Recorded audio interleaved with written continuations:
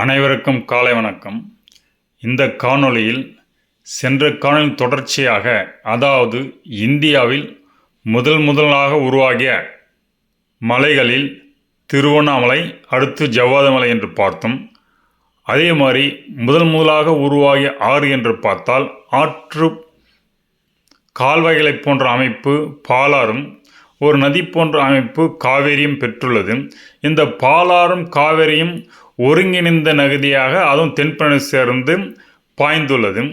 இவ்வாறு இந்த ஒருங்கிணைந்த நதி ப்ளஸ் மலைத்தொடர் இவை அனைத்தும் கொண்ட ஒரு பகுதியாக இந்த ஜவ்வாது மலை தொடர்ச்சிகள் உள்ளன.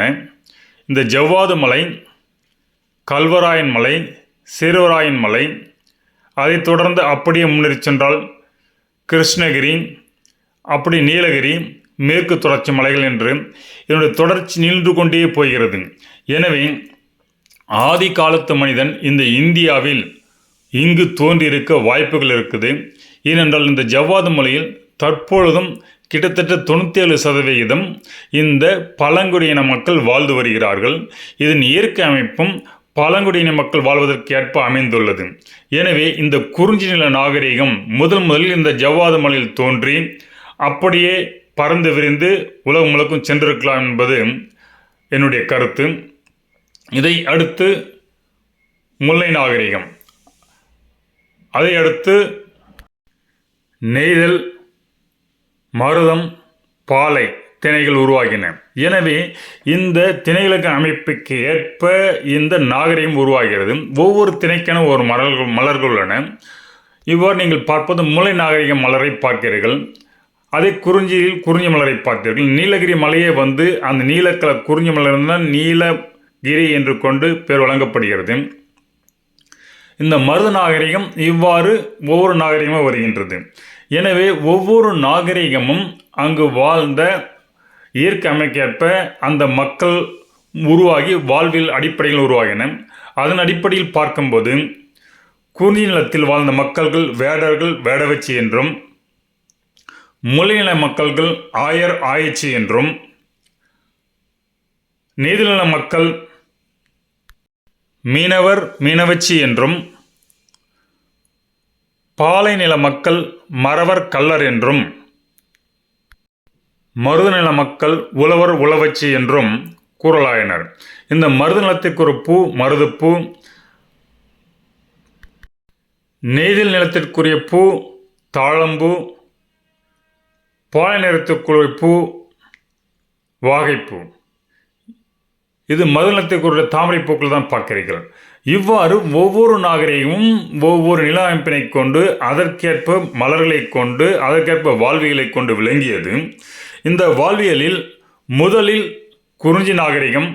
குறிஞ்சி நாகரிகத்தில் பெண்கள் தான் குடும்பத்தை தாங்கும் தலைவர்களாக இருந்தும், அதே முல்லை நாகரிகத்துக்கு வந்த பிறகு இந்த முல்லை நாகரிகத்தில் மனிதன் ஓரளவும் நாடோடிகளிலிருந்து கொஞ்சம் படிப்படியாக இருந்து ஒரு இடத்தில் எல்லாம் வாழும் நிலைக்கு வந்ததனால் அங்கு குடும்ப தலைவர்கள் பொறுப்பேற்க நிலையில் மருத நாகரிகத்தில் குடும்பத்தை முழு சுமையும் குடும்ப தலைவனையை சுமைப்பது போன்ற நிலைகள் வர பெண்கள் ஆதிக்கத்திலிருந்து ஆண்கள் ஆதிக்கத்திற்கு நாகரிகம் மாறுகிறது.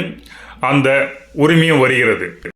அதை போன்று குறிநிலத்தில் வாழ்ந்த மக்கள் இங்கு ஆண்கள் பெண்களை தன் வீரம் காட்டி சட்டென காதல் கொண்டு வாழ்ந்துள்ளனர். அவரவர் வேடவர்கள் வேடத்துக்கு செல்லும்போது நெடுதூரம் சென்று ஒரு சிலத்தில் விலங்குகள் துரத்தி கொண்டு செல்லும்போது தன் வாழ்விடங்களை மறந்து வேறு சில இடங்களுக்கு செல்ல நேருகிறது. அதனால்தான் அது அங்கு பெண்கள் சார்ந்த சமூகமாக குறிஞ்சி சமூகம் இருந்துள்ளது. அதை அடுத்து வந்த நிலையில் மனிதன் ஓரளவு தங்க முற்பட்டு வாழ்ந்தனால் அங்கு ஆண்கள் சார்ந்த சமூகம் உருவெடுத்துள்ளது. இவ்வாறு ஒவ்வொருடைய வாழ்வியல் தான் இங்கு நாகரிகத்தை உருவாக்கிறது. எனவே நாகரிகத்தின் அடிப்படையில் பார்க்கும் பொழுதுதான் இந்த ஒவ்வொரு நிலையை நாம் உயர்ந்துள்ளோம், தற்போது நிலையை எடுத்துள்ளோம்.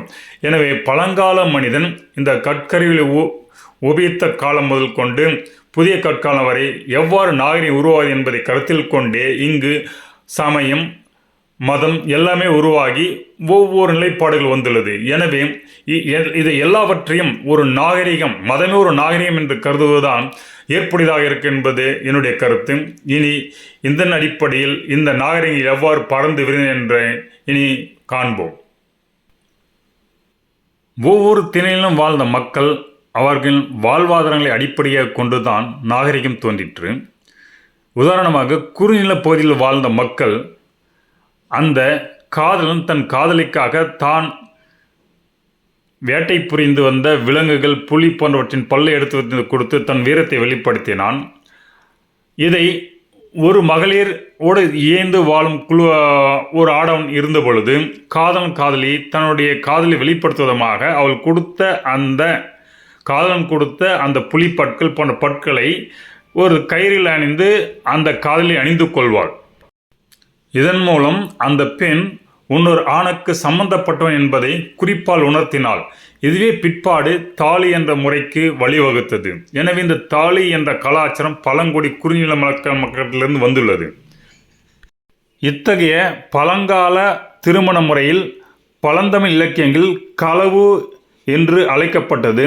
அதுவே இந்த குறுநிலிருந்து முல்லை நகரத்துக்கு மாறிய போதும் அது மேய்ச்சல் பகுதியில் முல்லையில் காதலர் ஒன்றுபடுவதற்கு முன்னர் திருமணச் சடங்குகள் இடம்பெற வேண்டுமென கற்பு என்னும் வடிவில் மெல்ல மெல்ல மாற்றியமைக்கப்பட்டது. அதே குறுநிலம் என்பது கற்பு, களவு என்பது கற்பு என்று இதை குறிப்பிடுகிறார்கள். இவ்வாறு படிப்படியாக இந்த திருமண முறைகள் நாகரிகத்துக்கு ஏற்றப்போல் வளர்ந்துள்ளது. மேலும் இந்த பாலைநில மக்கள் மறவர், கள்ளர் ஆவார். இதில் கல் என்பது வலிமை என்பதை குறிக்கும். இதை விலங்குகளில் யானையை களிறு என்றும் அதை போர்க்களத்தை களம் என்றும் சொல்வது இந்த வேர்ச்சொல்லில் தான் வந்துள்ளது. கல் என்ற வேர்ச்சொல்லில் இருந்தால். மேலும் பிற்காலத்தில் இம்மக்கள் திருடுதல், வழிப்போக்கு செய்தல், இந்த மரம் என் சொல் கொடுமை என்றும், கல்வர் என்பது திருடர் மற்றும் பொருள்பட ஆயிற்று. எனவே இங்கு ஒவ்வொரு விஷயம் கால சூழலுக்கேற்ப மாறிக்கொண்டிருக்கிறது. அதன் அடிப்படையில் பார்க்கும்போது இந்த குறுநில நாகரத்தை முதன்மையாகவும், அதுக்கடுத்து முல்லை நாகரம் இரண்டாவதாகவும், மூன்றாவது நெய்தல் நாகரிகம், நான்காவது மருத நாகரிகம், இவையெல்லாம் கலந்த சூழ்நிலையில் பாலை நாகரிகம் அந்த வாழ்வாதாரம் குறைந்த மக்கள் வாழும் பகுதியாக பிற்பாடு மாறிவிட்டது. முதலில் பாலைநில பகுதியில் இந்த மறவர் கலர் போன்ற வீரம் புகுந்த மக்கள் தங்கள் வீரத்தை வெளிப்படுத்துவதற்காக இருந்தனர். அதனால்தான் ஒவ்வொரு போரில் வென்றவர்களை வரும்போது வாகை மலர் சூடி வரவேற்றார்கள். அத்தகைய வீரம் வாய்ந்த பூமி பின்பாடு கல்வராக மாறியது. அது காலத்தின் கட்டாயம் மற்றும் பொருளாதார ஏற்றத்தாழ்வுகள். எனவே இந்த பொருளாதார ஏற்றத்தாழ்வுகள் தான் இங்கு பல விஷயங்களை நிர்ணயிக்கின்றன. எதுவும் இனத்தின் அடிப்படையில், ஜாதியின் அடிப்படையில் இல்லை. இது பழங்காலம் தொட்டே வருகிறது. எனவே இத்தகைய இந்த நாகரிகத்தை விரிவாக அந்த காலத்தின் அடிப்படையை கொண்டு இனி ஆராய்வோம்.